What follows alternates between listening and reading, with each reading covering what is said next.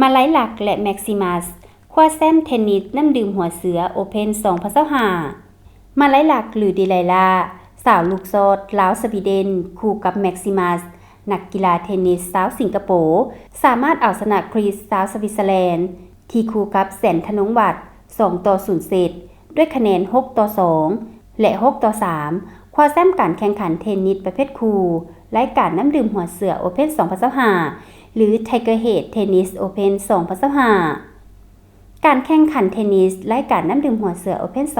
2025นัดชิงชนะเลิศประเภทคู่แข่งขันกันในตอนค่ำของวันที่9มิถุนายน2025ที่สโมสรเวียงจันทร์เทนนิสนครหลวงเวียงจันทร์ภายหลังดำเนินการแข่งขันมาแต่วันที่7มิถุนายนผ่านมารายการนี้แข่งขันกัน2รายการคือประเภทคู่ชายและเดี่ยวชายโดยมีบรรดานักกีฬาที่มาจากบรรดาประเทศเพื่อนบ้านมาเข้าร่วมแข่งขันคือประเทศไทยฟิลิปปินส์สิงคโปร์สวิตเซอร์แลนด์และลาวเจ้าภาพในนั้นมีเพียงนางมาไลหลักหรือดิไลลามือหนึ่งลาวเป็นนักกีฬาเทนนิสหญิงคนเดียวที่ลงแข่งขันทั้ง2รายการผ่านการแข่งขันนัดชิงชนะเลิศประเภททีมคู่ชายระหว่างนางมาไลหลักจับคู่กับแม็กซิมัส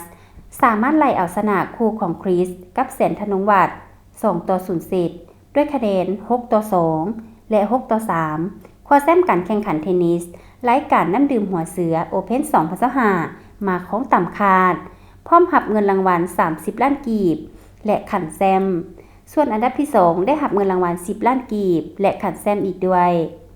ให้เกียรติมอบขันรางวัลโดยท่านดาวรพจันทวงศ์ประธานสหพันธ์กีฬาเทนนิสแห่งชาติลาว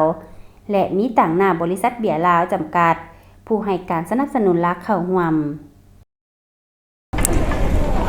เขารู้สึกดีใจและก็ภูมิใจตัวเองหลายๆแต่เขาก็ต้องขอบใจครูเขานำย้ำว่าเราก็ตีเก่งหลายแต่โดยเขารู้สึกดีใจหลายย้ำว่านี่มั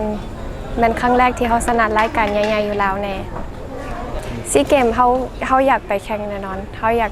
กแข่งเพื่อประเทศแล้วอยากมีทุนชาติแล้วด้วยเขาอยากเตรียมตัวแข่งแห้งเขากำลังซ้อมแห้งๆแล้วก็แข่งเพื่อที่จะไปเล่นแล้วก็ชนะซีเกมให้ได้แรกๆเลยแม่อยากขอบใจไอโบกับไอด้าที่จัดรายการนี้เขาเจ้าจัด